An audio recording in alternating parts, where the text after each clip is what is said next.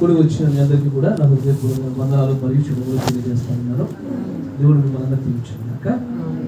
దేవుడు మీ అందరికీ కూడా తన యొక్క అద్భుతమైన గ్రహింపు శక్తిని దయచేయను గాక. ఆమేన్. చాలా మంచిది. మనం నేరుగా మన సమయాన్ని లేఖనాలు కూడా ప్రయత్నం చేద్దాం.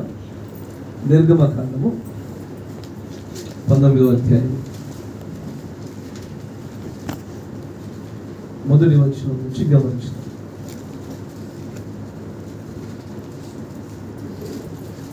నిర్గమకాండము 19వ అధ్యాయము మొదటి వచనం మొదలుకొని గమనించుదాం. ఇశ్రాయేలీయులు ఐగుప్తు దేశము నుండి బయలుదేరిన 3వ నెలలో, వారు బయలుదేరిన నాడే 3వ నెల ఆరంభ దినమందే వారు సీనాయి అరణ్యమునకు వచ్చిరి. వారు రెఫీదీము నుండి బయలుదేరి సీనాయి అరణ్యమునకు వచ్చి ఆ అరణ్యమందు దిగిరి. అక్కడ ఆ పర్వతం ఎదుట ఇశ్రాయేలీయులు విడసిరి. మోషే దేవుని యొద్దకు ఎక్కిపోగా యెహోవా ఆ పర్వతం నుండి అతన్ని పిలిచి, నీవు యాకోబు కుటుంబీకులతో ముచ్చటించి ఇశ్రాయేలీయులకు తెలపవలసినదేమనగా, నేను ఐగుప్తీయులకు ఏమి చేసితినో మిమ్మును గద్దరెక్కల మీద మోపి మోసి నా యొద్దకు మిమ్ము నెట్లు చేర్చుకుంటేనో మీరు చూచితిరి కాగా, మీరు నా మాట శ్రద్ధగా విని నా నిబంధనను అనుసరించి నడిచిన ఎడల మీరు సమస్త దేశ జనులలో నాకు స్వకీయ సంపాద్యమగుదురు. సమస్త భూమియు నాదే గదా. మీరు నాకు యాజక రూపమైన రాజ్యముగాను పరిశుద్ధమైన జనముగాను ఉందురని చెప్పుము. నీవు ఇశ్రాయేలులతో పలకవలసిన మాటలు ఇవే అని చెప్పగా, మోషే వచ్చి ప్రజల పెద్దలను పిలిపించి యెహోవా తనకు ఆజ్ఞాపించిన ఈ మాటలన్నీ వారి ఎదుట తెలియపరిచెను. ఆమేన్. దేవుడికి స్తోత్రములు కలుగును గాక. మనమందరం కూడా కూర్చున్న చోట తల ఉంచండి, కళ్ళు మూసుకోండి, ప్రార్థన చేసుకుందాం. ప్రభువా, నిజముగానే ప్రశస్తమైనటువంటి సమయంలోనికి మీరు మమ్మల్ని నడిపించినారు. మమ్మలను మేము తగ్గించుకొనిచున్నాం ప్రభువా. మా తగ్గింపు ఒక రాజు ఎదుట ప్రభు, ఒక సైనికుడు ఎలాగైతే మోకరిస్తాడో అదే రీతిగా మా తగ్గింపు జీవితాలు, మా హృదయాలను ఒకసారి మీరు పరిశీలన చేయండి. మేము గొప్పవారమని కానీ మంచివారమని కానీ ఎన్నడూ మేము తలంచుకోవడం. మాలో సమస్తము కూడా మేలు మా వలనే జరుగుతుందని మేము అనుకునినను మేము అయినా అబద్ధికులమే అవుతాము కానీ సమస్తము నీ మూలంగా మాత్రమే జరుగుతుందన్న మాట అది ఆమేనై ఉన్నది. కృపగల దేవా, దయచేసి ఈ కుటుంబంలో మీరు ఏ వర్తమానమును గురించి, ఏ అంశాలను గురించి మీరు మాట్లాడాలని మీరు ఇష్టపడినారో ఆ మాటలన్నిటినీ ఇక్కడ మీరు బహిర్గతం చేయమని ప్రార్థిస్తారు. నీ మాటల ద్వారా మాలో నీ యందు ఉత్సాహమును, ప్రోత్సాహమును, నీలో మమ్మల్ని మేము సరి చేసుకునే విషయంలో మా అందరికీ బలమును మీరు అనుగ్రహించమని ప్రార్థిస్తున్నాం. మేము ఏమై ఉంటిమో అది నీకు మాత్రమే తెలుసు ప్రభువా. ఇప్పుడు మేము ఎలాగుంటిమో అది నీకే తెలుసు నాయన. మేము ఏమి కాబోచున్నామో కూడా నీకే తెలుసు నాయన. ఎందుకంటే భూత భవిష్యత్తు వర్తమాన కాలాల్లో సమస్తాన్ని చూడగలిగే నేత్రం నీది మాత్రమే. అలాంటి ఒక గొప్ప జ్ఞానం నీది మాత్రమే ఉన్నది ప్రభువా. కాలమనే పరిమాణమునకు అవతలగా ఉండి కాలములో ఉన్న మమ్మల్ని అన్ని విధాలుగా చూస్తున్న దేవుడవు. కార్యము మొదలు పెట్టడానికంటే మురిపే దాని ఫలాన్ని కూడా చూసిన దేవుడవుగా ఉన్నావు అయినా. దయచేసి మేలైనటువంటి స్థలాల్లో నిలబడులాగునా, మేలైనటువంటి ఆత్మీయ స్థితిలో మేము ఉండలాగునా, మేలైన ప్రత్యక్షతలో మేము నిజంగా కూర్చున్నలాగునా, ఈ యొక్క దినాల్లో ప్రభువు దినమందు చెప్పబడినటువంటి ఆ దినములోనికి మేము అందరం వచ్చులాగునా ఒకసారి మమ్మల్ని జ్ఞాపకం చేసుకోండి. దోషములు తీసివేయండి ప్రభువా. ఈ కృప చేత ఈ స్థలంలో బోధింపదగిన ఆత్మను, గ్రహింపు శక్తిని మాకు దయచేయండి. ఇప్పుడు ఈ కృప చేత మా అందరి యొక్క ఆత్మీయ నేత్రలు, ఆత్మీయమైన చెవులు మీరు తెరవండి ప్రభువా. పరిశుద్ధాత్మ వలన కలిగేటువంటి ప్రత్యక్షత మా అందరిలో కూడా మీరు కలగజేయండి నాయనా. ఈ చిన్న సమూహం అంతటిని ఆత్మవశుడిగా చేసుకోమని ప్రార్థిస్తా ఉన్నాను. నీతి సూర్యుడా, నీ గొప్ప కార్యాల కొరకు ఎదురు చూస్తున్న మేము ప్రజలుగా ఉండుండగా నీ కార్యాల చేత మమ్మల్ని తృప్తిపరచండి ప్రభువా. నీ కృప చేత ఆయన ఈ లేఖనాలు కూడా నాతో మాతో మాట్లాడమని, మమ్మల్ని దర్శించమని ప్రభు అయిన యేసుక్రీస్తు నామములో ప్రార్థన చేయించున్నాము. ఆమేన్. ఆమేన్. దేవుడికి స్తోత్రములు కలుగును గాక. చాలా సంతోషము. దేవుడు మిమ్మల్ని దీవించును గాక. అది ఒక చిన్న పర్సనల్ రిక్వెస్ట్, ఎక్కడైనా గృహ కూడికలు జరిగితే నన్ను ఒక మూలకు పడేసేయండి, నా ముందు రాకపోకలు జరగకుండా చేయండి. ఆ ఒక్క విషయంలో జాగ్రత్త పడండి. ఎందుకంటే మీ వ్యక్తిగత కారణాలు మీకు ఉండవచ్చు ఆలస్యంగా రావడానికి, లేదా నేను ఖండించడానికి నేను ఇష్టపడట్లేదు. కానీ కొంచెం దేవుడి యొక్క పరిశుద్ధమైనటువంటి ఒక ప్రార్థన కూడా ప్రారంభమవగానే వెనకొచ్చే వాళ్ళందరూ వెనకాల కూర్చుంటున్నట్టుగా అలాగే ఏర్పాటు చేద్దాం. ఆమేన్. Praise the Lord. చాలా మంచిది. చదవబడినటువంటి లేఖనాన్ని మనం గమనించుదాం. దేవుడు ఇశ్రాయేలీయులు ఐగుప్తు అనేటువంటి ఒక దేశంలో బానిసలుగా దాస్యంలో ఉన్నటువంటి ఈ ప్రజలందరూ కూడా దేవుడి యొక్క గొప్ప శక్తి చేత ఐగుప్తు దేశంలో నుంచి బయటకు దేవుడు అద్భుత కార్యాల చేత, మహిమల చేత, తన బాహుబలం ఎలాంటిదో, తనను ఎలాగో రక్షించగలడో, తను ఎంత శక్తిమంతుడో దేవుడు తన గుణ లక్షణాలు ప్రదర్శించడంలో ఐగుప్తులో నుంచి వారికి కలుగుతున్న నిర్గమంలో అద్భుతమైన ప్రదర్శన చేశాడు. ఆయన నమ్ముకున్న ప్రజల్ని ఆయన వదలడనియు, ఆయన నమ్ముకున్నటువంటి ప్రజలకు సమాధానం కలుగజేసేవాడనియు, ఆయన నమ్ముకున్న వారికి ఎన్ని ఇరుకులు ఇబ్బందులు వచ్చినప్పటికీ చివరికి నమ్మి బయటకు వచ్చిన ఆ ప్రజలే తమ యొక్క అవిధేయత చేత ఎక్కడైనా పడిపోయే పరిస్థితులు ఉన్నా సరే ఇచ్చిన మాటనైనా సరే జ్ఞాపకం చేసుకుని వాగ్దాన దేశానికి చేర్చగలిగే తన సంకల్ప బలాన్ని చూపించాడు. ఆమేన్. అలాంటి ఒక గొప్ప కార్యాన్ని గురించి దేవుడు మాట్లాడుతూ ఉన్నాడు. ఇక్కడ ఒక అద్భుతమైనటువంటి ఆ సందర్భము, దేవుడు తన ప్రజల పట్ల చేసిన కార్యాలు ఏంటో ప్రజలకు గుర్తు చేయవలసిన పరిస్థితి వచ్చింది. ఎందుకంటే జ్ఞాపకం ఉన్నోడికి ఎప్పుడు గుర్తు చేయాల్సిన అవసరం లేదు. కానీ ఈ ప్రజలు దేవుడి చేత మేలుడు పొంది, దేవుడి చేత గొప్ప చేయబడి, విడుదల పొంది, శక్తిని చూసి, అద్భుత కార్యాలు చూసి, సకల జనుల మధ్యలో ఏ జనులు చూడలేని గొప్ప క్రియలు చూసిన తర్వాత కూడా వారికి దేవుడు కొన్ని విషయాలు పదే పదే జ్ఞాపకం చేయాల్సి వస్తుంది. ఎప్పుడైతే వారు ఐగుప్తులో నుంచి బయటకు వచ్చి అరణ్య మార్గ ప్రయాణంలో ఉంటుండగా ఒక స్థలానికి వచ్చి ఉన్నారు. వారు ఆ స్థలానికి రాగానే దేవుడు అప్పుడు ఆ కాలంలో నిలబెట్టుకున్నటువంటి ఒక విమోచకుడు లేదా దేవుడి యొక్క గొప్ప పనివాడు అయినటువంటి మోషే చేత, ఇదిగో ఇశ్రాయేలీయులైనటువంటి ఈ సమాజానికి నా మాటగా ఈ మాటలు చెప్పు అని కొన్ని మాటల్ని దేవుడు సెలవిస్తా ఉన్నాడు. ఆయన అంటాడు, చూడండి, నిర్గమకాండం 19వ అధ్యాయం 3వ వచనంలో, మోషే దేవుని యొద్దకు ఎక్కిపోవగా యెహోవా పర్వతం నుండి అతన్ని పిలిచి, మోషే ఈ దేవుని యొద్దకు ఎక్కిపోవగా యెహోవా పర్వతం నుండి అతన్ని పిలిచి, నీవు యాకోబు కుటుంబీకులతో ముచ్చటించి ఇశ్రాయేలీయులకు తెలపాల్సినదేమనగా, నువ్వు ఇశ్రాయేలీయులకు తెలపాల్సిందేమో తెలుసా అంటూ కొన్ని విషయాలు మాట్లాడుతున్నాడు. ఏ విషయాలు మాట్లాడుతున్నారు గమనించండి. నేను ఐగుప్తీయులకు ఏం చేశానో తెలుసా? దేవుడు తాను చేసినటువంటి కార్యాలకు అద్భుతంగా ఒక చక్కటి మనుషులు తమ సొంత జ్ఞానం చేత పంచుకోలేనటువంటి ఒక అద్భుత రీతిలో సరళంగా కొన్ని మాటలు మాట్లాడుతూ ఉన్నాడు. ఆయన అంటాడు, చూడండి, నేను ఐగుప్తులకు ఏం చేసినో కామబెట్టి అని అంటాడు, మిమ్మును గద్ద రెక్కల మీద మోసి నా యొద్దకు మిమ్ము నెట్లు చేర్చుకొంటినో మీరు చూచితిరి కాగా మీరు నా మాట శ్రద్ధగా విని నా నిబంధన అనుసరించి నడిచిన ఎడల మీరు సమస్త దేశ జనులలో నాకు స్వకీయ సంపాద్యముగా మీరు నాకు ఉంటారు. ఇక్కడ రెండు భాగాలు చూడాలి. ఒకటి దేవుడు జరిగిన దాని గురించి చెప్తున్నాడు, రెండవది జరగబోవలసిన దాని గురించి చెప్తా ఉన్నాడు. 4వ వచనంలో మీరు చూస్తే అది జరిగిన గతము, కానీ 5వ వచనంలో చూస్తే జరగబోయేటువంటి సంగతులు. జరిగిందేంటి? గద్ద యొక్క రెక్కల పైన నేను మిమ్మల్ని ఎలాగ మోసుకుని వచ్చానో ఇది జరిగింది. ఈ జరిగిన ఆ కార్యాన్ని బట్టి జరగబోయే విషయాలు చెప్తా ఉన్నాడు. మిమ్మల్ని మోసుకొని రావడం వరకు బాగానే జరిగింది, గద్దరెక్కల పైకి మీరు బాగానే ఎక్కారు కదా. ఇంగ్లీష్ లో ఏముంటది అక్కడ?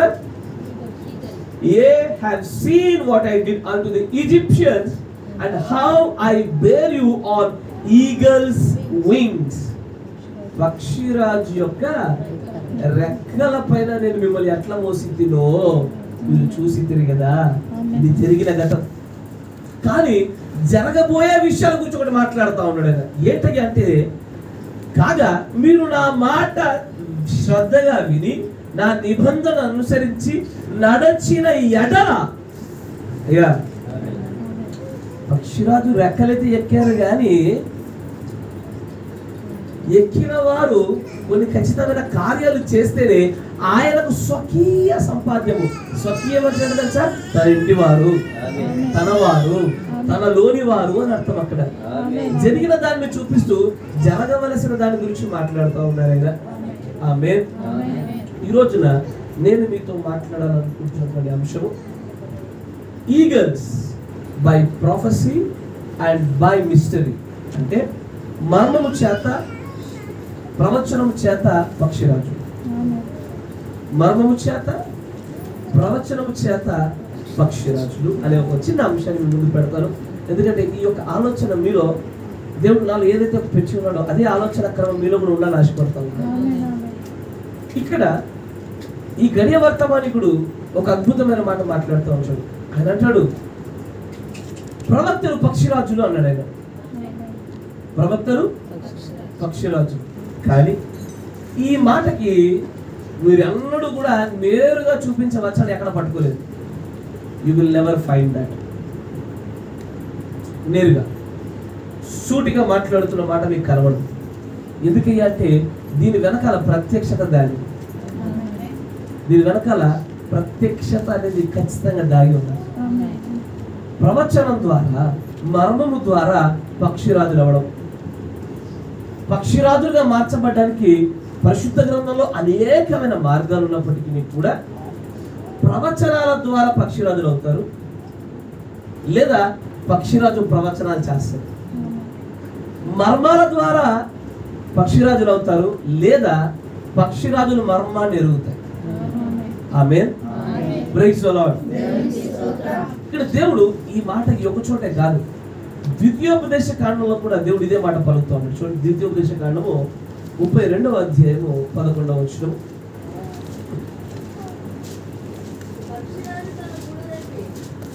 పక్షిరాజు తన గూడు రేపి, పక్షిరాజు తన గూడు రేపి తన పిల్లల పైన అల్లాడుచు, తన పిల్లల పైన అల్లాడుచు, రెక్కలు చాపుకొని, రెక్కలు చాపుకొని, వాటిని పట్టుకొని తన రెక్కల మీద వాటిని మోయినట్లు, రెక్కల మీద వాటిని మోయునట్లు యెహోవా వానిని నడిపించెను.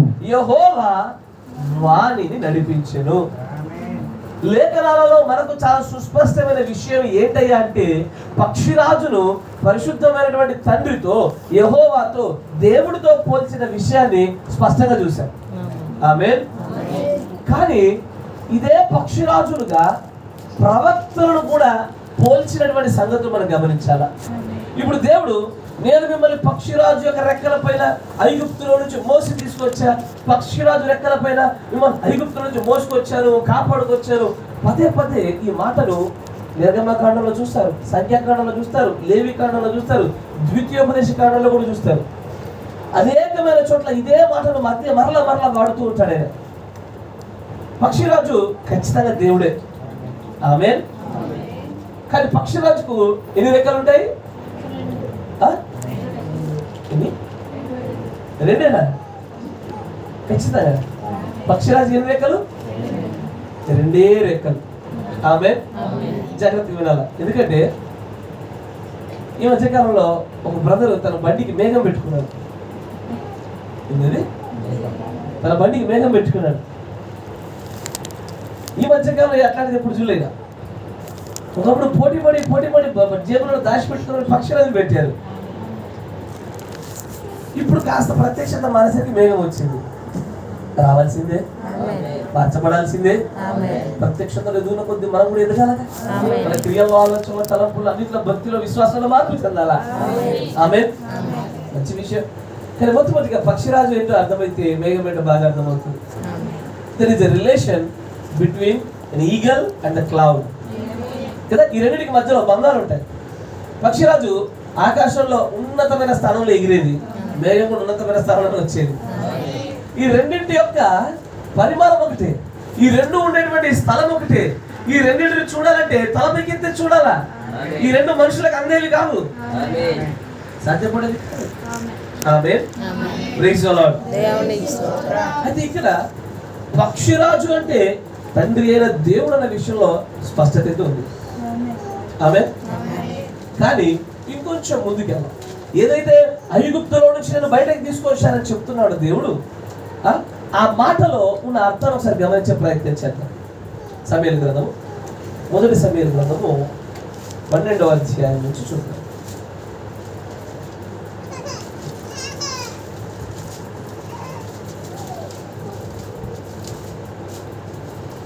అప్పుడు సమూయేలు ఇశ్రాయేలీయులందరితో ఇట్లనెను, 4వ వచనం. నీవు మాకు ఏ అన్యాయమైనను ఏ బాధనైనను చేయలేదు, ఏ మనుషుని యొద్ద గాని నీవు దేనినైనా తీసుకునలేదని వారు చెప్పగా అతడు, అట్టిది నా యొద్ద ఏది మీకు దొరకదని, అట్టిది మీకు నా యొద్ద ఏది కూడా దొరకదు, యెహోవాయును ఆయన అభిషేకం చేయించిన వాడును ఈ దినంలో మీ మీద సాక్షులై ఉన్నారని చెప్పినప్పుడు సాక్షులే అని వారు ప్రత్యుత్తరం ఇచ్చిరి. మరియు సమూయేలు జనులతో ఇట్లనెను, మోషేను అహరోనును నిర్ణయించి మీ పితరులను ఐగుప్తు దేశం నుండి రప్పించిన వాడు యెహోవాయే కదా. ఒక్క నిమిషం, ఈ మాట జాగ్రత్తగా వినాలా. అయ్యా, ఐగుప్తులో నుంచి అయితే ప్రజలకు విడుదల కలుగజేసింది దేవుడే, కానీ దేవుడు నేరుగా దిగి వచ్చి చేయలేదు. God has several servants. ఆయన దగ్గర చాలా మంది పనివారు ఉన్నారు. ఆ పనివారిలో దేవుడు వాడుకుంటున్న విధానాన్ని చూస్తే సమూయేలు ప్రవక్త అంటాడు, మిమ్మల్ని ఐగుప్తు దేశంలో నుంచి బయటకు రప్పించింది యెహోవాయే, కానీ మోషే అహరోనులను వాడుకున్నాడు ఆయన కదా. మోషే అహరోనులను మాత్రం వాడుకొని ఏం చేశాడు ఆయన? మిమ్మల్ని బయటకు తీసుకొచ్చాడు అని చెప్తా ఉన్నాడు. తర్వాత ఇంకొంచెం ముందుకు, కాబట్టి యెహోవా మీకును మీ పితరులకు చేసిన నీతి కార్యములను బట్టి యెహోవా సన్నిధిని నేను మీతో వాదించున్నట్లు మీరు ఇక్కడ నిలిచి ఉండుడి. యాకోబు ఐగుప్తునకు వచ్చిన పిమ్మట మీ పితరులు యెహోవాకు మొరపెట్టగా ఆయన మోషే అహరోనులను పంపినందున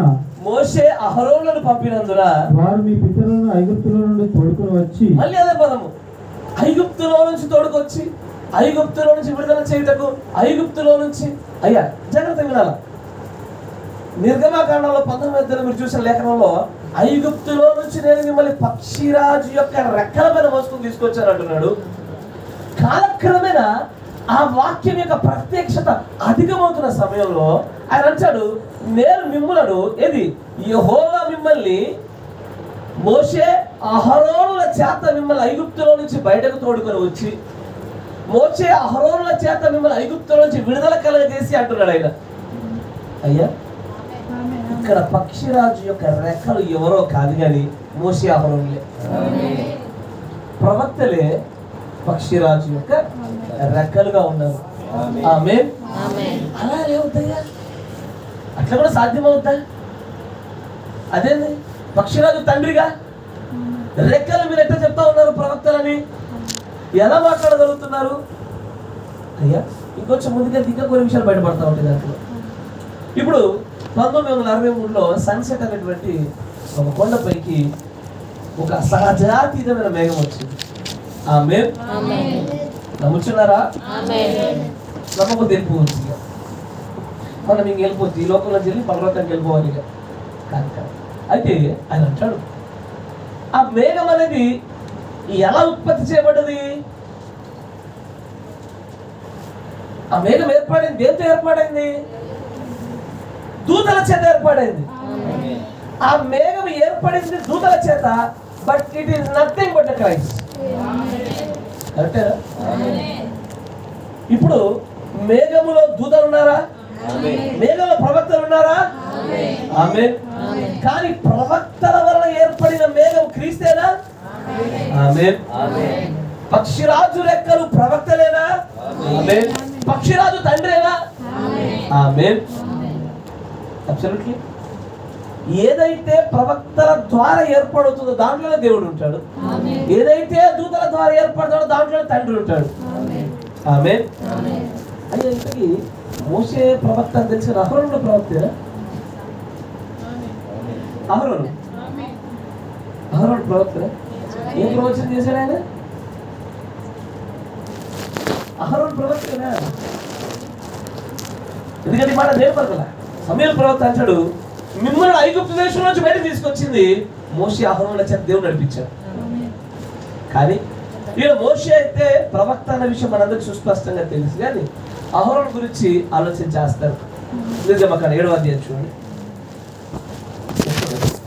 7th chapter 1st verse. కాగా యెహోవా మోషేతో ఇట్లనెను, ఇదిగో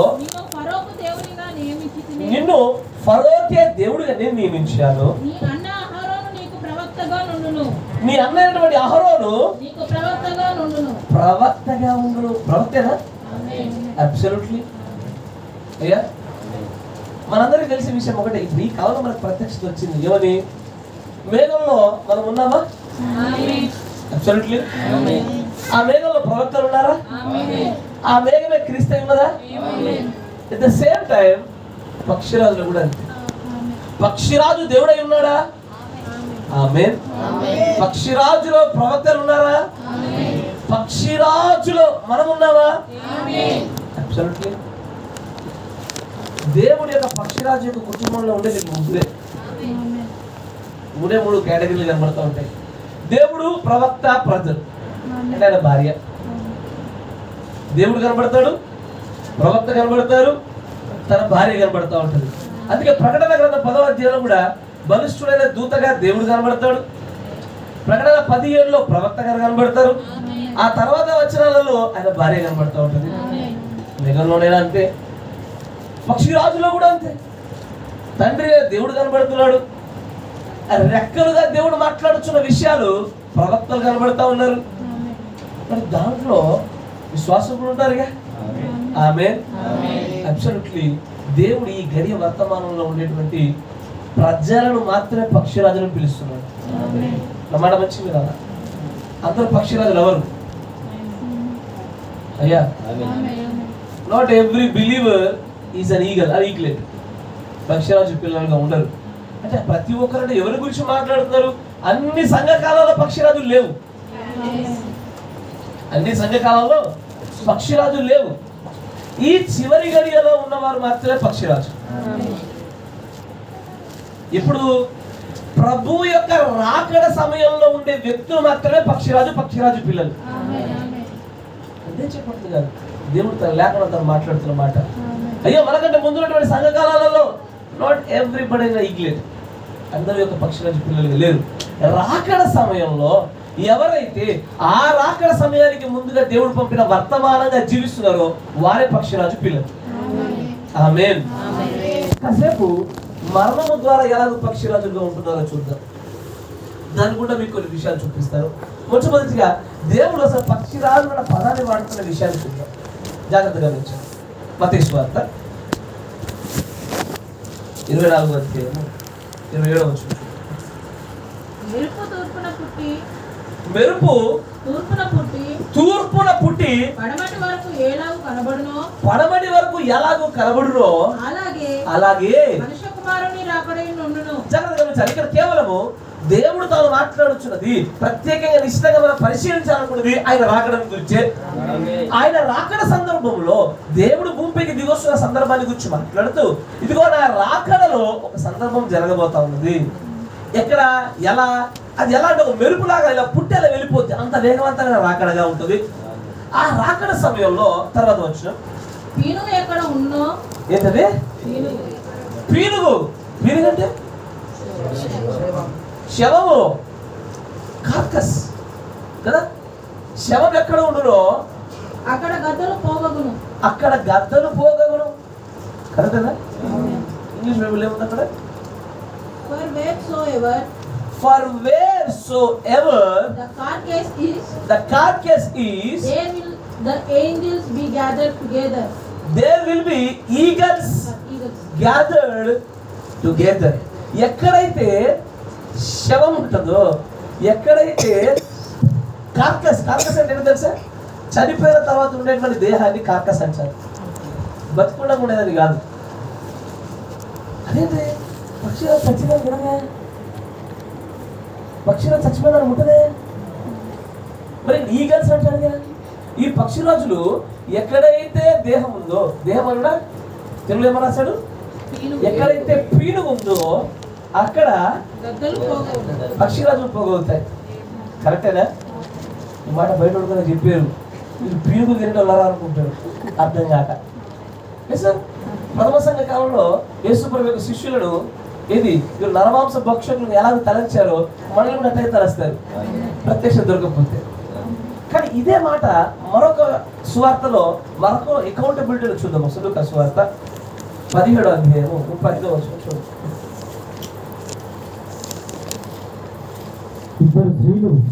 ఇద్దరు స్త్రీలు ఒక తిరుగని విసర్చుందరు. అంటే దేవుడు దేని గురించి మాట్లాడుతున్నాడు? మళ్ళీ అగైన్ రాకడను గురించి. ఆయన రాకడ సమయంలో జరిగే సంగతుల గురించి మాట్లాడుతున్నాడు ఆయన. మళ్ళీ గమనించండి, కొత్త నిబంధనలో పక్షిరాజు అని వాడబడిన ప్రతి సందర్భము రాకడకు ముందుగా ఉన్నటువంటి సందర్భంలోనే పక్షిరాజులు ఉంటాయి. పక్షిరాజులు ఎక్కడ పడితే అక్కడ ఉండవు, ఎగ్జాక్ట్లీ రాకడకు ముందే ఉంటాయి. ఈ మాట గుర్తుంచుకోండి. తర్వాత ఒక స్త్రీ విసరలు విసురుతా ఉంటే ఇద్దరు స్త్రీలు ఒక తిరుగని విసురుతుందరు. ఒకటి కొనుక్కోబడును, ఒకరేమో ఎత్తబడిపోతారు దేవుడి దగ్గరికి, ఒకటి విడిచిపెట్టబడును, వదిలివేయబడుతుంది. శిష్యులు తర్వాత ప్రభువా ఇది ఎక్కడ జరుగునని ఆయన అడిగినందుకు ఆయన, ఇప్పుడు చూడండి ఆయన వాళ్ళు ఏమంటున్నారు? శిష్యులు అడిగిందండి, ప్రభువా ఇది ఎక్కడ జరుగుతాయా? దేవుడేమో రాకడకు ముందు జరిగిన విషయాలు చెప్తా ఉంటే శిష్యులు అడుగుతున్నారు, ఇది ఎక్కడ జరుగుతుంది ప్రభువా అన్నప్పుడు దేవుడు మరొక హింట్ ఇస్తున్నాడు, ప్రజలు గ్రహించాలి మరొక విషయం బయలుపరుస్తున్నాడు. ఏమది? పీనుగు ఎక్కడ ఉన్నదో. పీనుగు మళ్ళీ ఇక్కడ ఏం రాశాడు? ఈ తెలుగులో పీనుగు, కానీ అక్కడ కూడా ఏం రాశాడు? పీనిగే. కానీ అక్కడ ఇంగ్లీష్లో ఏమని రాశాడు? కార్కస్. కరెక్టేనా? ఇక్కడ తెలుగులో పీనిగా రాశాడు, కానీ ఇంగ్లీష్లో చూడండి ఒకసారి. చదివేవారు లేరా ఇంగ్లీష్లో? Wheresoever the body is. Wheresoever the body is. జాగ్రత్తగా గమనించాలా. 4 సువార్తలు ఒకదానితో ఒకటి సంపూర్ణమైన సమాచారం అందించడానికి కలిపి చూడగలిగేటువంటి సిద్ధాంతాలు. ఒక దాంట్లో సమాచారం మరొక దాంట్లో రెండు కలిపితే పూర్ణంగా ఉన్నటువంటి సమాచారం బయటపడుతుంది. ఒక చోట అంటాడు ఏమని? పీనుగు ఎక్కడ ఉంటుందో, కార్కస్ ఎక్కడ ఉంటుందో పక్షురాజు ఎక్కడ ఉంటుంది. మరొక చోట అంటాడు ఏమని? ఎక్కడైతే బాడీ ఉంటుందో, బాడీ అంటే దేహము, శరీరము, ఎక్కడైతే ఉంటుందో అక్కడ పక్షిరాజులు పోగవున రాయబడింది. అంతేనా? అంటే ఇంతకీ పక్షిరాజు చచ్చిందని తినవు కదా, బాడీ అని పీను అని కార్కస్ అని ఎందుకు వాడుతున్నారు? అంతేనా కదా? సార్ ఇందాక అక్కడ మాట్లాడేది పక్షిరాజులేనా లేకపోతే గ్రామందులా? పక్షిరాజులే. But an eagle never eats a dead meat. కరెక్టా? అక్కడ మాట్లాడుతున్న మాట యొక్క ఆంతర్యం ఏంటంటే, ఉదాహరణ చెప్తున్నా, మా దగ్గర ఒక కోడి ఉంది, ఒక ఫ్రెష్ కోడి ఉంది. నేను మిమ్మల్ని అందరినీ పిలిచా, పెద్ద కోడి, టర్కీ కోడి, మీ అందరూ సరిపోతుంది, మనిషికి ఒక ముఖ్య వేసేది. మిమ్మల్ని పిలిచా, ఏదన్నా బ్రదర్ రండి బ్రదర్, ఫ్రెష్ కట్ చేస్తున్నా రండి అని పిలిచా. తీసుకున్నాను, మెడ కోసేసాను, దానంతా శుభ్రం చేశాను, వంట చేశాను, మీ దగ్గర తీసుకొచ్చాను. తీసుకురాగానే అప్పుడు మీరు ఉంటారుగా, ప్రతి ఒక్కరిలో కొంచెం ఒక ఆలోచనాత్మకమైన విధానం ఉంటుందిగా. పీటర్ గారు అన్నారు, ఏ ఇది చచ్చింది అన్నాడు ఆయన. ఏంటది? ఇప్పుడు ఇంతకు నేను చచ్చింది పెట్టినా బతికింది పెట్టినా? ఆయన పెట్టింది ఏంటిది అసలు? నేను చచ్చింది పెట్టా, కానీ ఇంతకి అక్కడ దేవుడు మాట్లాడుతున్న మాట ఏంటంటే పక్షిరాజులు పోగేది ఎక్కడ తెలుసా? ఎక్కడైతే ఫ్రెష్ మీట్ ఉంటుందో, తాజా మాంసం ఉంటుందో అక్కడే ఉంటుంది. కానీ అసలు ఆ మాంసము బ్రతికి ఉన్నటువంటి దాన్ని చంపేది మాత్రము తల్లి పక్షిరాజు. తల్లి పక్షిరాజు ఒక చేపను మీరు చూడండి, ఇప్పుడు యూట్యూబ్లో చూస్తే వస్తుంది, అకస్మాత్ ఒక చేపను ఒక పాములో పట్టుకుంటుంది. పట్టుకొని దాని యుద్ధ రంగాన్ని మార్చడానికి నెమ్మది ఆకాశంలోకి తీసుకెళ్తుంది. ఆకాశంలోకి తీసుకెళ్ళినటువంటి ఆ పక్షిరాజు ఏం చేస్తుందంటే అది ఎక్కడ చంపబడుతుందో దాన్ని చంపడం కోసము వెళ్ళి మొట్టమొదటిగా చంపుతుంది. దాన్ని చంపకుండా అట్టగే విషపూరిత పామును తీసుకెళ్ళి దాని పిల్లలకు ఇయ్యదు. ఇస్తే పిల్లలు చచ్చిపోతాయి. కరెక్టేనా? ఏం చేయాలా? మొట్టమొదటిగా తల్లి పక్షిరాజు ఆ జంతువుని లేదా పాముని ఆ చేపని చంపాలి. చంపిన దాన్ని తాజా మాంసంగా ఉండగానే చూస్తుంటే తాజా మాంసమే కానీ అది దేహమే, తాజా మాంసమే కానీ పీరుగే, తాజా మాంసమే కానీ చచ్చిందే. చంపి తల్లి పక్షిరాజు కనుక దానిలో నుంచి పిల్ల పక్షిరాజులకు ఆహారం పెడతా ఉంటుంది. అక్కడ పిల్ల పక్షిరాలు ఒకసారి తల్లి గూటి దగ్గరకు వచ్చి ఆ ఆహారం తీసుకురాగానే పిల్ల పక్షిరాలన్నీ గబగబ దగ్గరకు వచ్చేసి తినేద్దా ఉంటాయి. దేవుడు దాని గురించి మాట్లాడుతున్నాడు. ఎందుకంటే దీని గురించి నాకు చాలా మంది డిస్కషన్ జరిగింది. పక్షులను చచ్చింది తినవుగా కానీ పీనుగా రాశాడే. ఓ ఆయన చచ్చి ఒక్క సెకండ్ వేస్తారా? సుకేష్ కాదు, శవం అనాల్సిందే. అంతేనా? నేను చనిపోయాను అనుకోండి, చనిపోయి ఒక నిమిషం అయిందయ్యా అంటే ఇక సుకేష్ దించండి అన్నారు, శవాన్ని దించండి అంటారు. నా పేరు వెంటనే మార్పు చెందింది. అంతేనా కదా? అలాగే చంపబడిన తర్వాత అది ప్రాణాన్ని వదిలిన తర్వాత అది దేహమే, బాడీయే, పీనుగే, కాకసే. దాని దగ్గర పక్షిరాజులు పోగలుగుతాం.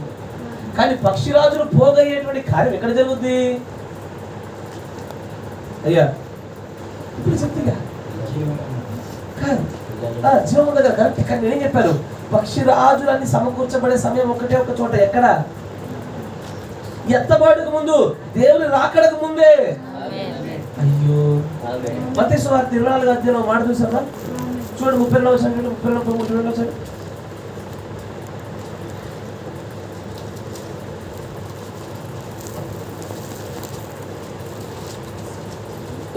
అంజూరపు చెట్టును చూసి ఒక ఉపమానం నేర్చుకుని, అంజూరపు కొమ్మ లేతదై చిగురించినప్పుడు వసంతకాలము ఇంకా సమీపంగా ఉన్నదని మీకు తెలియను.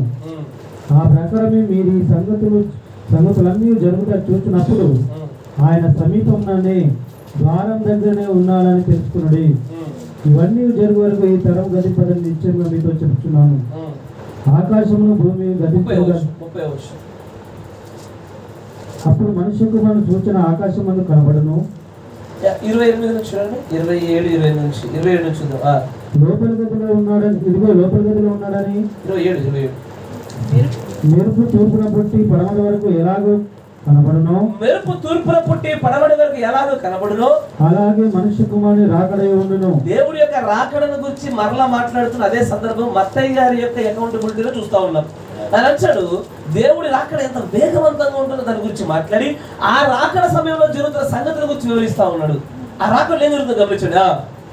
పీనుగ ఎక్కడ ఉన్నదో అక్కడ గద్దలు పోగవును. Wherever the carcasses is there will the eagles be gathered together. కరెక్టేనా? అక్కడ పక్షిరాజులు పోగవాలి, రాకడకు ముందే పోగవాలి.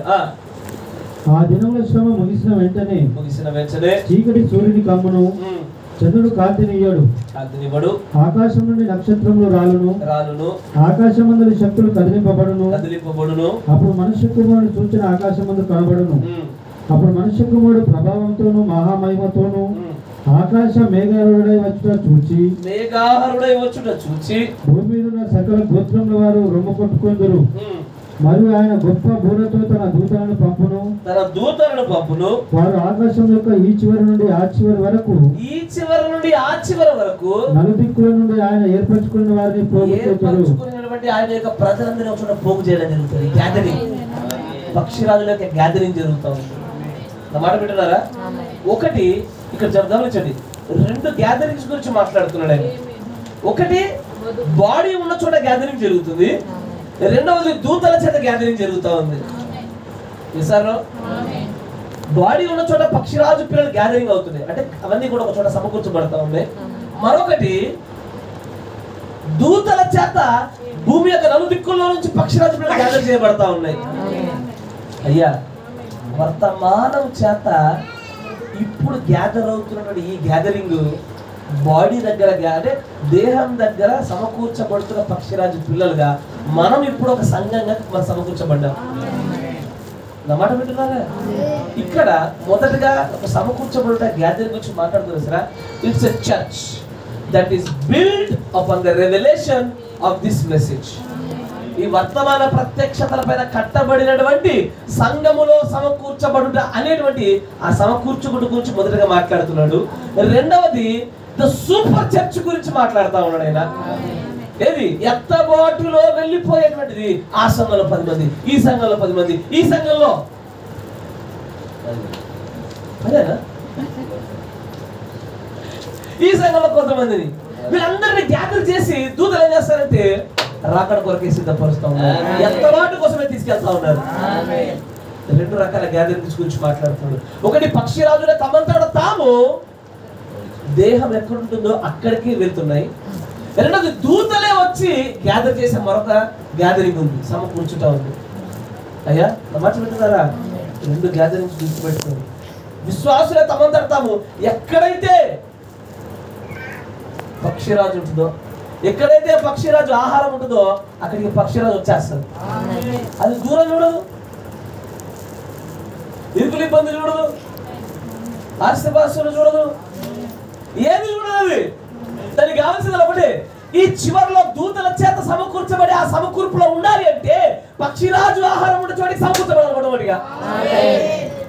ఆ ఫస్ట్ గ్యాదరింగ్ లేకుండా సెకండ్ గ్యాదరింగ్ లో రాలేదు. అయ్యా, అందుకే అంటాడు పక్షిరాజు ఎక్కడికి వచ్చి అక్కడ గ్యాదర్ అవ్వవు, బస్ స్టాండ్లలో రైల్వే స్టేషన్ గ్యాదర్ అవ్వవు. అవి ఎక్కడైతే అవి రెస్టారెంట్లో గ్యాదర్ అవుతాయా? కాదు కాదు కాదు. ఎక్కడవుతాయి అంటే అది ఎక్కడైతే చివరికి రేకులా లేకపోతే చెట్టు కిందైనా సరే, ఎక్కడైతే దేహం ఉంటుందో, ఎక్కడైతే పక్షిరాజు ఆహారం ఉంటుందో అక్కడ గ్యాదర్ అయితే. ఒక పక్షిరాజు ఆహారం కోసము కొన్ని వందల వందల వందల వేల మైళ్ళు కూడా ప్రయాణం చేస్తుంది. ఎందుకు తెలుసా? దానికి సమకూర్చబడే స్థలము పక్షిరాజు ఆహారం ఉన్న చోటే, దేహం ఉన్న చోటే, దేహం మీట్ మాంసం ఉన్న చోటే. మాంసం ఉన్న చోటికి పక్షిరాజు వచ్చి ఏం చేస్తుంది? సమకూర్చబడుతుంది, గ్యాదర్ చేయబడుతుంది కదా. ఇక్కడ దేహము, కార్కసు, పీనుగు, ఆహారము, మాంసము, ఇవన్నీ రకరకాల పదాలు వాడబడుతూ వస్తున్నాయి ఇక్కడ. ఆమేన్. అసలు మాంసం అనేటువంటిది బైబిల్లో దేనికి సాదృశ్యం మనకు తెలిసి ఉండాలా? ఆమేన్. మాంసము దేనికి సాదృశ్యమో తీసిపెట్టలేదు, దేనికి సాదృశ్యమో తెలిసి ఉండాలా? బైబిల్ మొత్తం అంతట్లో ఈ గడియ వర్తమానంలో మన కోసము మనం గ్రహించినట్లుగా మాంసము, పీనుగు, కార్కస్ అనేటువంటిది, పక్షిరాజు ఆహారం అనేటువంటిది, ఇదంతా కూడా 2 విషయాలు సూచించేది. జాగ్రత్త వినాలా? మాంసం అనినా, దేహం అనినా, కార్కస్ అనినా, పక్షిరాజు ఆహారం అని పిలిచిన ఇవి కేవలము 2 విషయాలకు సాదృశ్యం. మొట్టమొదటి విషయం మీకు చూపిస్తాను, చూడండి. యోహాను సువార్త 4వ అధ్యాయం 30వ వచనం.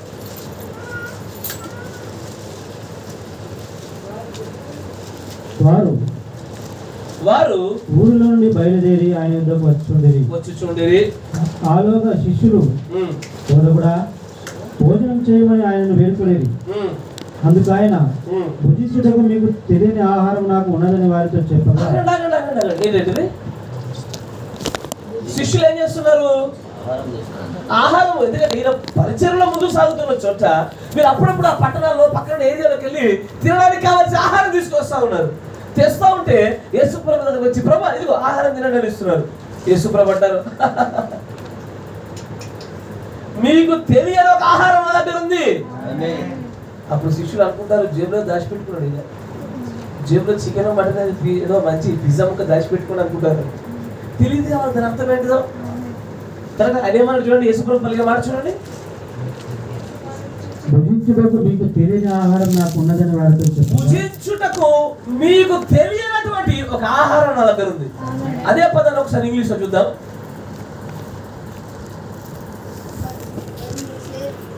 But he says unto them, I have meat meat. నా దగ్గర మాంసం ఉన్నది తినడానికి. to eat that ye know not of. మీకు తెలియనటువంటి మాంసం నా దగ్గర ఉంది. ఎందుకంటే తెలుగు తర్జమలో ఆహారం అని రాశారు. నేను అందుకే ఇంగ్లీష్ చదివించా. తెలుగులో ఏమన్నది? ఆహారము అని రాయబడుతుంది. ఆహారం కాదు అది. ఆయన అనేది ఏంటో తెలుసా? మాంసము. మీకు తెలియని మాంసం నా దగ్గర ఉంది ఒకటి, అది మీకు తెలియదు ఏంటో. ఆ మాంసాన్ని గురించి మాట్లాడతాను అంటాడు. ఇంకొంచెం ముందు చదవండి తెలుగులో. శిష్యులు ఆయన భుజించుటకు ఎవడైనా ఏమైనా తెచ్చడేమో అని, బహుశా ఎవడో ఏదో మనకు తెలియకుండా తీసుకొచ్చి మెల్లగా ఇచ్చినట్టు, అందుకే ఆ మాంసం ఉందని చెప్తా ఉన్నాడు అన్నటువంటి ఆలోచనలో ఉన్నారు. ఒకరితో ఒకడు చెప్పుకొనేది యేసు వారిని చూసి నన్ను పంపిన వారి చిత్తము నెరవేర్చుటయే ఆయన పనిని తుదముట్టించుటయే నాకు ఆహారమై నా మాంసమై ఉన్నది. ఏంటది? నేను చెప్పే మాటలు ఈ వర్తమానం మీకు ఎక్కట్లా, నాకు అర్థమవుతుంది. చాలా మంది ఎక్కట్లేదు, తగ్గ నుంచి పోతాను. ఆయన ఏమన్నాడు తెలుసా? అయ్యా, పక్షిరాజులు సమకూర్చబడే స్థలం ఇదే, పక్షిరాజులు తినే ఆహారం ఇదే. ఏంటో తెలుసా? అవి ఎక్కడ సమకూర్చబడతాయి? ఎక్కడైతే తండ్రి చిత్తం ఉంటుందో అక్కడే తండ్రి నియమించిన ఆహారం ఉంటుంది, తండ్రి నియమించిన మాంసం ఉంటుంది. కరెక్టేనా? అంటాడు, తండ్రి చిత్తము సంపూర్తి చేయుటయే, నాకు అప్పగింపబడిన దాన్ని ముగించుటయే ఆ మాంసం. ఆ మాంసం దగ్గరే పక్షిరాజులు పోగొట్టాయి. ఆ మాంసం దగ్గరే రాకడకు ముందు ఆ మాంసం పెట్టబడుద్ది. ఆ మాంసం దగ్గర పక్షురాలను వస్తూ ఉంటాయి. యు కాంట్ స్టాప్ దట్, దాన్ని ఆపలేవు. తండ్రి చిత్తము, ఆ తండ్రి చిత్తం ఏమై ఉన్నదో ఆ చిత్తం అనే మాంసం ఆయన దగ్గర ఉన్నది. ఆ మాంసం దగ్గరికి అది ఎక్కడున్నా సరే ఆ చిత్తము పక్షురాజులు పోగవలసింది. ఆ మాట మరొక మాట, నన్ను పంపిన వారి చిత్తము నెరవేర్చుటయు ఆయన పని తుదముట్టించుటయు, ఆయన నాకు అప్పచెప్పబడిన పనిని నేను పూర్తి చేయడమే నా మాంసం. అదే నా మాంసం. ఆ మాంసం దగ్గరికి ఎవరు రావాలా? పక్షిరాజు పిల్లలు రావాలా? అంతేనా? అయ్యా, అన్ని పరిచర్లు, అన్ని కాపర్లు, అన్ని సంఘాలు ఒకటి కావు. నేను మీకు మరలా చేతులు జోడించి చెప్తున్నాను, జాగ్రత్తగా వినండి. అన్ని సంఘాలు, అన్ని పరిచర్లు, అందరు సేవకులు, అన్ని సంఘాలు ఒకలా ఉండవు. ఒక సంఘము బంగారు పరిచర్య, ఒక సంఘం వెండి పరిచర్య, ఒక సంఘం మట్టి పరిచర్య, ఒక సంఘము కర్ర పరిచర్య. ఒక సంఘంలో ఉండే కాపరి అనే పిలుపు ఉంటుంది. మరొక చోట ఒకరికేమో ఏది అపోస్తుల పిలుపు ఉంటుంది. మరొక చోట కొంతమందికి సువార్థికుల పిలుపు ఉంటుంది. కొంతమందికి ఒక్కొక్కరికి ఒక్కొక్క పిలుపుతో పిలువబడ్డారు. కొంతమందికి స్వస్థత వరాలు ఉంటాయి, కొంతమందికి భాషల వరాలు ఉంటాయి. ఒక్కొరికి ఒక్క వరం ఉంటుంది, దాంట్లో ఒక్కొరికి ఒక్క తలాంత్ ఉంటుంది. అందరినీ కలగొన గంపలాగా ఒక చోట వేయడానికి కుదరదు. ఇక్కడ నేను మాట్లాడేది ఎంటైర్ మెసేజ్ల గురించి మాట్లాడుతున్నా. మరి ప్రత్యేకంగా not every entire message church is equal, సమానం. ఎందుకంటే వివరాలు వేరు, పిలుపులు వేరు, తలాంతులు వేరు, దేవుడి చిత్తాలు వేరు. కొన్ని సంఘాలు విత్తనాలు విత్తడానికి, కొన్ని నారు పోయడానికి, కొన్ని కోత పోయడానికి. అన్ని సంఘాలు ఒక్కటి కాదు. కానీ జాగ్రత్త గమనించండి, ఎందుకంటే పక్షిరాజుల యొక్క సమకూర్పు జరగాల. ఎక్కడ జరుగుద్ది? ఎక్కడైతే ప్రభు చిత్తం ఉంటుందో, ఎక్కడైతే ప్రభు అనుగ్రహించిన దాన్ని తుదముట్టించుట జరుగుతుందో అక్కడ పక్షిరాజులు రావాలా. ప్రభు మీకు గ్రహింపు శక్తిని ఇవ్వనుగాక. ప్రభు మీ గ్రహింపు శక్తిని ఇవ్వనుగాక. ప్రభు నాకు అనుగ్రహించిన దాన్ని నేను జరిగించుటయు, నాకు అనుగ్రహించిన దాన్ని సంపూర్తి చేయడం అనే ఆహారం దగ్గరికి పక్షిరాజులు రావాలి. చాలా తక్కువ. దేవుడి గర్భేశ్వరు దేవుడి మీ అందరికి కూడా ఒక శక్తిని దయచేయను గాక.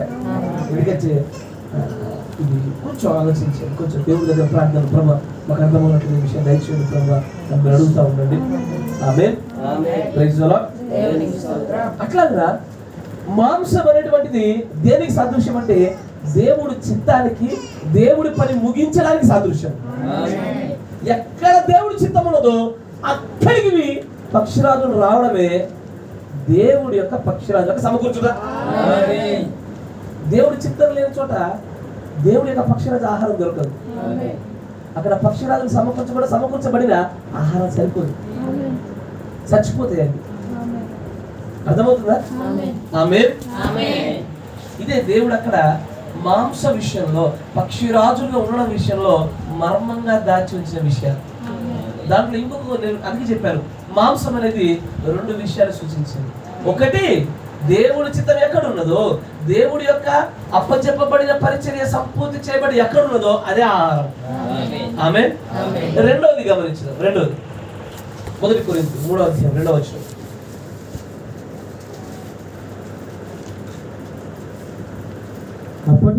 అప్పటిలో మీకు బలము చాలకపోయినందున పాలతోనే మిమ్మల్ని పెంచితిని గాని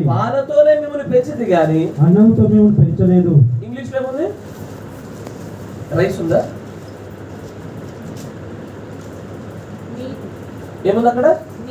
మీట్ అనే ఉంటది, మాంసం అనే ఉంటది. తర్జుమాలో పొరపాటు. ఎందుకంటే ఈ ప్రాంతంలో ఎక్కువగా అన్నం తింటారు కాబట్టి అన్నం రాసినట్టున్నారు.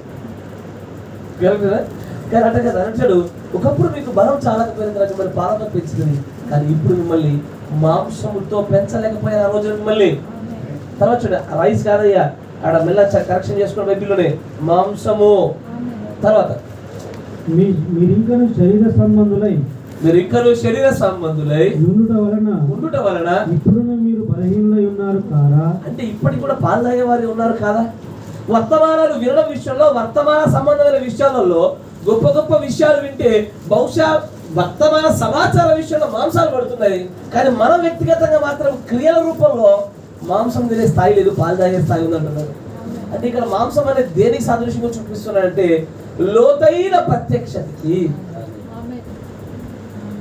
గ్రహింపలేని గూఢమైన సంగతులకి, మర్మములనే మాంసం అని పిలుస్తున్నాడు ఆయన. ఆమేన్. మాంసం 2 విషయాలకు సాదృశ్యం. ఒకటి, దేవుడి చిత్తములకు దేవుడు అనుగ్రహించి దాన్ని కడముట్టించుటయే మాంసము, అక్కడ పక్షిరాజులు పోగం వల్ల.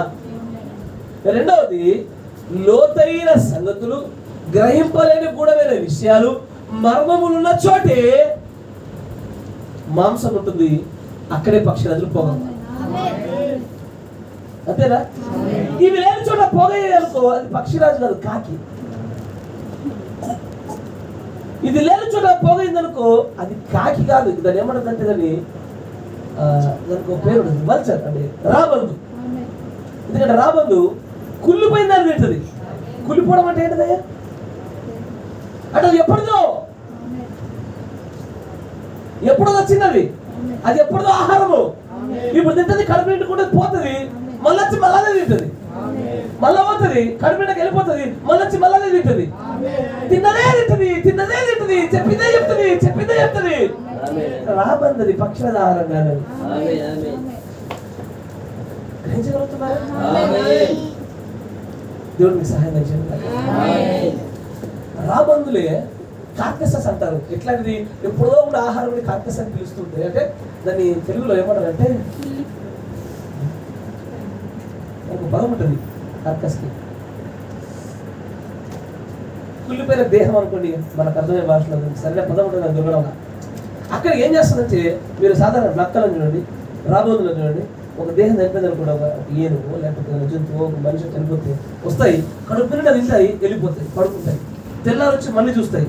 తెల్లారికి ఆహారం ఎట్లుంటుంది? అది ఇంకా కుళ్ళిపోద్ది, ఇంకా పురుగులు పడుద్ది, ఇంకా పాడైపోద్ది. మళ్ళీ దాన్ని కడుపు నింపుకుంటుంది, మళ్ళీ వెళ్తుంది, మళ్ళీ వస్తుంది, ఇంకా ఘోరమైన కప్పు కొడుతుంది, మళ్ళీ దాన్ని తింటుంది. చివరికి లాస్ట్కి ఏం చేస్తారు తెలుసా? రాబందులు ఎముకలు కూడా అరిగించుకోగలుగుతాయి. అయ్యా, ఎముకలు కూడా అరిగించుకోగలుగుతాయి. సాధారణ ఎముకలు కూడా మీకు వచ్చే శక్తి పెద్దగా ఉండదు, మాంసం ఉండాలి శక్తి వస్తుంది. చివరికి మాంసం అంతా తిన్నాక మిగిలిపోయి ఎముకలు కూడా తింటుంది. అది వింటున్నారా? పక్షిరాజు చేయవు. పక్షిరాజు ఫ్రెష్ మాంసం ఉందా అది తింటుంది, తన పిల్లలు పెట్టుద్ది, వదిలేస్తుంది, ఇంకో వేటకి వెళ్ళిపోతుంది. రాబందులు మాత్రం అట్ట కాదు. 18 ఏళ్ళకి ఆహారం మాకు ఇంకా అదే నచ్చింది, మా అదే తింటాం. ఇంకా కాదు వాసన వస్తుంది, అయినా వి లైక్ దట్. కాదు ఎప్పుడుదో అది కాదయ్యా. పక్షిరాజు పక్షిరాజులు పోగయ్యేటువంటి స్థలమే దేవుడి చిత్తము, దేవుడు నియమించిన కార్యం సంపూర్తి చేయబడి చోటే, ఎక్కడైతే దేవుడి చేత ఏర్పాటు చేసిన పక్షిరాజు యొక్క ఆహారముగా లోతైన విషయములు, గూఢమైన విషయములు, నూతనమైన విషయములు, మర్మములున్న చోటే పక్షిరాజు సమకూర్చబడతాయి. మనకు మనం పక్షిరాజు అనుకుంటే బానే ఉంది, కానీ ఈ రెండు నెరవేర్పు జరుగుతున్నాయా? ఇక్కడ ఉంది, అది eagle by prophecy and by mystery. మర్మము చేతే పక్షిరాజు గాను, ప్రవచనం చేతే పక్షిరాజుగా మలచబడుట. ఏ మర్మము? ఎక్కడైతే దేవుడి చిత్తమును గుర్చిన మర్మము, జ్ఞాపకం ఉందా? 12 మర్మాల్లో ఏది మేఘములో దేవుడు బయలుపరిచిన మర్మాల గురించి మాట్లాడుతూ ఈ కాల ప్రవక్త బ్రహ్మ గారు అంటారు, ప్రకటన 10 ఏమంటాడు? దేవుడు తన చిత్తమును గుర్చిన మర్మమును బయలుపరచాలంటాడు. అక్కడ ఆ చిత్తమును గుర్చిన మర్మంలోనే ఈ యొక్క దేహము, మాంసము దాచిపెట్టబడ్డది. Yes, we are an eagle or eaglets by the mystery, by this meat. ఎందుకంటే దేవుడి చిత్త ప్రకారమైనటువంటి ఆ చిత్తం దగ్గర సమకూర్చబడ్డాము. ఆ చిత్త ప్రకారంగా సంపూర్తి చేయబడుతున్న పరిచయం దగ్గర సమకూర్చబడ్డాము. ఇఫ్ నాట్, ఒకవేళ కాకపోతే పక్షిరాజులం కాదులే, వి ఆర్ వల్చర్స్, కాకులమే. ఎక్కడైతే దేవుడు ఈ కాలానికి అనుగ్రహించిన వర్తమానం ఉంటుందో అక్కడ మాత్రమే పక్షిరాజులు పోగవుతాయి. కరెక్టేనా అయ్యా? అక్కడ మాత్రం పక్షిరాజులు పోగవుతాయి. ఈ వర్తమానం లేని చోట పోగయ్యేటువంటివి పక్షిరాజులు కావు. ఎంతమంది అంగీకరిస్తున్నారు? గట్టిగా ఆమె అంగీకరించవా చేత? ఒకసారి మన సంఘంలో ఒక సహోదరుడు వచ్చిన సంభాషణ జరిగింది. అయితే ఊరికి ఇచ్చిన మామూలు మాట్లాడుతూ సంభాషణ, ఆయనకు మనకు కాపరి సంభాషణ గురించి మాట్లాడుతుంటే ఎవరో మాట్లాడారంట.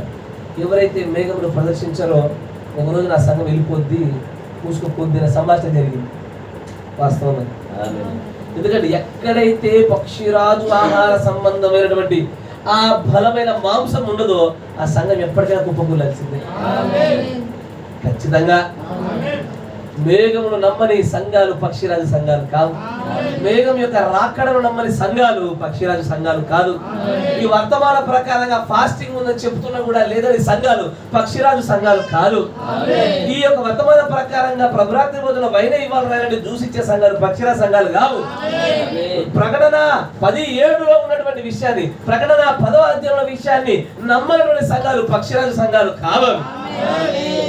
ఏది మేఘం గురించి పర్లేదు కానీ ఆ అగ్ని స్తంభం మీద నాకు డౌటే అన్న సంఘాలు పక్షిరాజు సంఘాలు కావు. లూకా 17:30లో మనుష్య కుమారుడు యొక్క ప్రత్యక్షతను గూర్చినటువంటి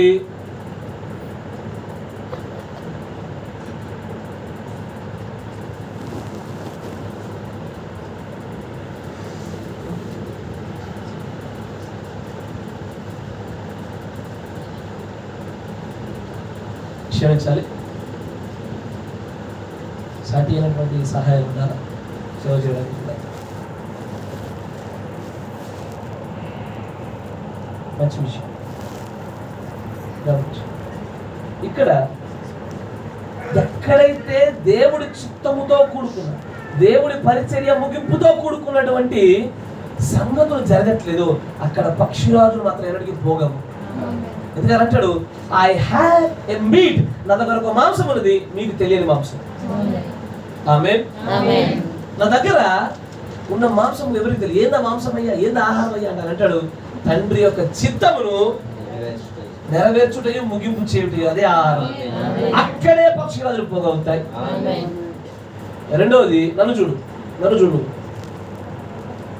తర్వాత ఆయన అంటాడు, ఇది ఎక్కడైతే లోతైన విషయాలు, మర్మైతైన విషయాలు, సాధారణమైనటువంటి మౌలిక విషయాల గురించి కాకుండా ఉన్నతమైనటువంటి పరిచయాల గురించి మాట్లాడుతుందో అవి అక్కడే పక్షిరాజులు పోగవుతాయి. ఆమేన్. కరెక్టేనా? చాలా మంది సంఘాలకు మధ్యలో ఉన్నటువంటి వ్యత్యాసం తెలియడం బాధను కలగజేస్తారు. మేఘం లేని సంఘాలు వర్తమాన సంఘాలేనా? ఉపవాసాలతో సంఘాలు వర్తమాన సంఘాలేనా? ప్రకటన 10 సంఘాలు వర్తమాన సంఘాలేనా? ఎక్కడైతే ఏది లూకా 17:30లో మనుష్య కుమారుడి ప్రత్యక్షత అనేటువంటి విషయాన్ని 20 ఏళ్ళుగా బోధించడం, ఎందుకు బోధించలేదంటే మీ సంఘాలు మీరు బోధించుకోండి అని తృణీకరించిన సంఘాలు వర్తమాన సంఘాలేనా? అగ్ని స్తంభాన్ని నమ్మని సంఘాలు వర్తమాన సంఘాలేనా? అయ్యా పక్షిరాజు ఎక్కడ పడితే అక్కడ కూడదయ్యా. పక్షి రాజులు సమకూర్చబడే స్థలము చిత్తం ఉన్న చోట, మరణం ఉన్న చోటే. ఎక్కడ పడితే అక్కడ సమకూర్చబడలేదు. జ్ఞాపకం ఉంచుకోగలగాల. ఆమేన్. Praise the Lord. అందుకే ఆయన అంటాడు, ఇంకొంచెం ముందు చదవండి. 1 కొరింథీ 3 చదవండి.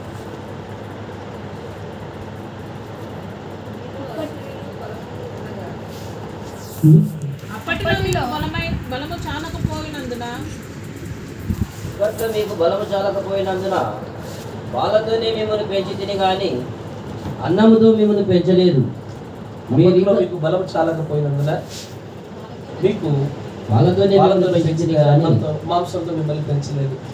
మీరు ఇంకా శరీర సంబంధులై ఉండటం వల్ల. దాని మరొక లేఖనం చూద్దాం. హెబ్రీ పత్రిక 5వ అధ్యాయం 10వ వచనం.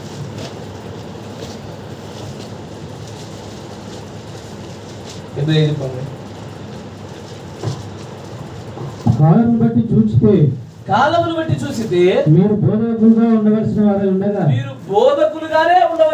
ఉండగా దేవోక్తులలో మొదటి మూల పాఠములను ఒకడు మీకు మరలా బోధింపవలసి వచ్చును. దేవోక్తులలో ఒకడు మీకు మరలా ఏం బోధించాల్సి వచ్చింది? మూల పాఠాలు బోధించాల్సి వచ్చేసింది. ఇంకా పాల్గొని పిల్లలం కాబట్టి అందుకే అంటాడు, మాంసం అనేటువంటిది ఎక్కడ ఉంటుందో, ఎక్కడైతే దేవుడి యొక్క దేహముగా పెట్టబడిన ఆ మాంసం మీద దేవుడి వాక్యం అనే మాంసమే అది ఎక్కడ ఉంటుందో అక్కడే పక్షిరాజులు పోగవుతాయి.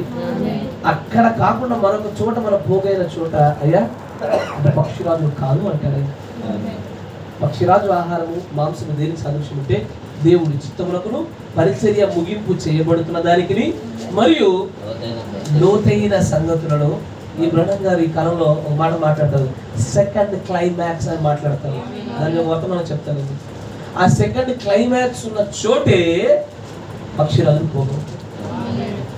ఇప్పుడు ఒక చోట పక్షిరాజు ఆహారం అయిపోయింది, ముగియబడింది. అక్కడ పక్షిరాజులు ఉండవి. నెమ్మదిగా ఎగురుకుంటూ ఎగురుకుంటూ ఎగురుకుంటూ మరొక స్థలానికి వెళ్ళాల్సిందే, మరొక చోట వాలాల్సిందే. ఎందుకంటే పక్షిరాజులు సమకూర్చబడే 2 నియమాలు. ఒకటి చిత్తము, పరిచర్య, నడిపింపు దేవుడి చిత్త ప్రకారంగా జరిగే చోట. రెండవది లోతైన మర్మం ఉన్న చోట మాత్రమే. ఇంతకు నుంచి వేరొక చోట పక్షిరాజులు ఎన్నడూ వాలవయ్యాయి, అక్కడే వాళ్తాయి. అందుకే అంటాడు, మన పక్షిరాజులు మా కాదు తెలుసుకోవాలంటే మనం ఊహించుకుంటే సరిపోదు. ఒకటి, నేను దేవుడి చిత్తంలోనే ఉన్నానా, దేవుడి చిత్తం చేత సంపూర్తి చేయబడుతున్న పరిచర్యలోనే ఉన్నానా, లోతైన మర్మముల స్థలంలో నిలబడినానా అన్న చోటే మన పక్షిరాజు మాకు కాదని బయటపడేది. That is where we have to gather. అక్కడే మనం సమకూర్చబడవలసినటువంటి స్థలం అయి ఉన్నటువంటిది. ఆమేన్. మోకరించండి, ప్రార్థన చేసుకోండి. ఇంత విషయంలో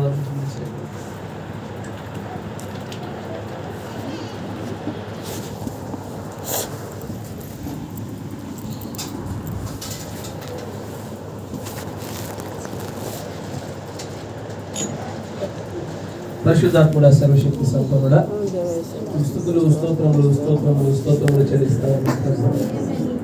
నాయన దయచేసి మా యొక్క భక్తిహీనతను క్షమించండి, మా యొక్క అగౌరవపూరితమైన బుద్ధిని మన్నించండి.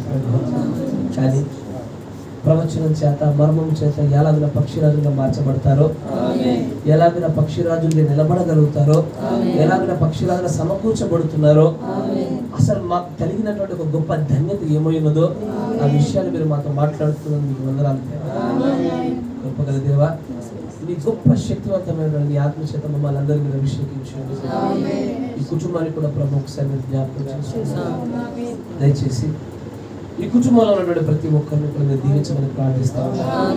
మొదట ఈ కుటుంబానికి ప్రభువైన యేసుక్రీస్తు నామంలో శాంతి సమాధానం కలుగును గాక. ఈ కుటుంబంలో సమాధాన కర్తలు ఉందురు గాక. అంతేకాకుండా ప్రభు కుమార్తెను కూడా ఒకసారి మీరు జ్ఞాపకం చేసుకోండి.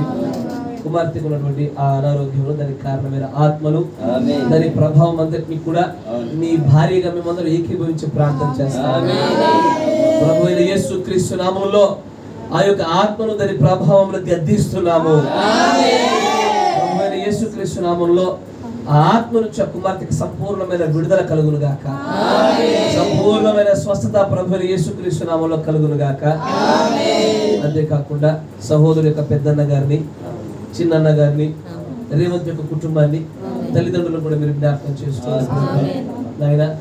పక్షిరాజులుగా వీరందరూ ఉండలాగా ఈ కుటుంబములు, ఈ సంఘములు పక్షిరాజులుగా ఎలాగైతే మీ చిత్తము పెట్టబడిన చోట, మీ చిత్త ప్రకారంగా నడిపించబడుతూ సంపూర్తి చేయబడుతున్న పరిచర్య చోట, మీ చిత్త ప్రకారంగా మీ మాంసంతో పోల్చబడిన ఆహారం చోట మేము అందరము కూడా సమకూర్చబడులాగా జ్ఞాపకం చేస్తాం. ఓ సర్వశక్తి సంపన్నుడా, ఎందుకంటే పక్షిరాజులు మాత్రమే ఆ మేఘం వరకు ఎగరగలుగుతాయి. మేఘములు నివసించేటువంటి స్థలాల్లోకి ఎగరగలిగేటువంటి గొప్ప బలమైన శక్తివంతమైన రెక్కలు కలిగినటువంటి ఆ పక్షిరాజు మాత్రమే కనుక పక్షిరాజుతోనే మిమ్మల్ని మీరు పోల్చుకున్నారు, మీ ప్రవక్తలని పోల్చినారు, మమ్మల్ని కూడా దాంట్లోనే భాగంగా పోలుస్తున్నారు.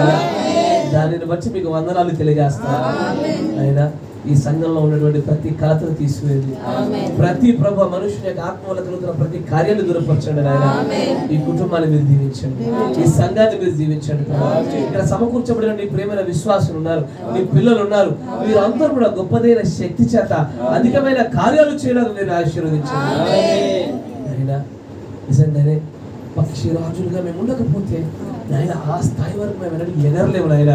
కానీ మేము ఎగరగలుగుతున్నాము అంటే ఖచ్చితంగా మేము పక్షిరాజులుగా ఉన్నామని నమ్ముతా ఉన్నాము. పక్షిరాజులుగా మమ్మల్ని మలిచినందుకు మీకు మరొకసారి కృతజ్ఞతాస్తుతులు చెల్లిస్తా ఉన్నాము.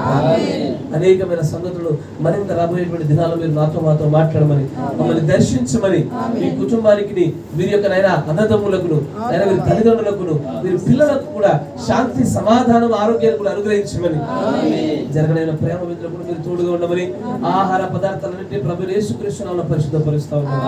నీవే గొప్పదైన క్రియలు జరిగింపజేయమని ప్రభు అయిన యేసుక్రీస్తు నామములో ప్రార్థన చేయుచున్నాము. Amen. Amen. Praise the lord.